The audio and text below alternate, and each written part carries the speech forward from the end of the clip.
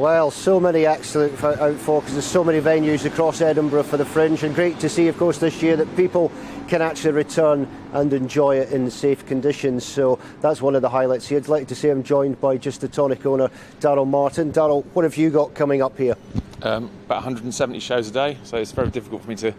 You don't want me to go through that because it would be a very boring morning show if I just listed them all. Yeah, we've got 170 shows a day, so it's quite amazing to actually be back, to be honest. What's the highlights from here, at least? Well, I saw a show last night, but I've been so busy setting up because I've been so short-staffed. But I saw a show, Matt Ewan's last night at 10:30. That was pretty amazing. There's a technology and just very funny, sort of cutting-edge technology of a show.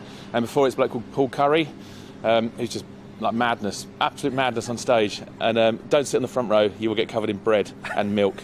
And before that, there's a film about Ian Cognito. I don't know if you're into comedy, you'd know he was a comedian that died on stage while he was actually performing about 3 years ago. He was quite controversial and sort of on the edge and really sort of aggressive, but he was like a bit of a legend in his time. And it's an award-winning film, and that's on.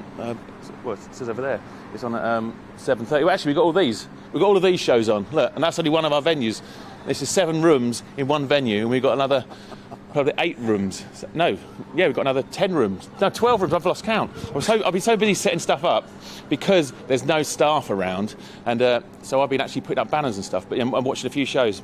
How much has that impacted on you, not having the staff this year? Well, hang on, there's a car coming through. What good timing. This is what the Fringe is like. It's chaos. TV, it's all right. It's chaos. Step this way for a second. We'll let them pass. There we go. That'll take 2 seconds. It's right, so yeah, how's it going with the staff? Well, yeah, so basically the staff problem causes we couldn't get a lot of technicians at the beginning. We've sorted it all out now, so you end up with this backlog of setting up. So it's like this. It felt like you were climbing up a muddy wall, and it was just falling down. We got on top of it in the end, but it's across the whole Fringe basically. There's just loads of the staff left, and loads of technicians left the industry during COVID, and all of a sudden everyone realised about 3 weeks ago that there was no one left to employ. So I suppose we're just training a load of new people. It's like an apprenticeship basically. Yeah, but we've got through it, and it's good. But it's the Fringe. It's always a bit chaotic, and there's always a problem. There's always something happens because you're a pop-up. Basically, it's a pop-up. Like the whole city goes mad for a month, and every little nook and cranny there's a pub. Anywhere that can fit a beer keg in becomes a venue. Anywhere that can fit a stage in becomes a venue. So it's just when you've got that happening across the city, things are bound to be a bit chaotic, really. Thank you very much, Darryl. So chaotic. We even had to let a car through here, so that just shows you what the Fringe is all about.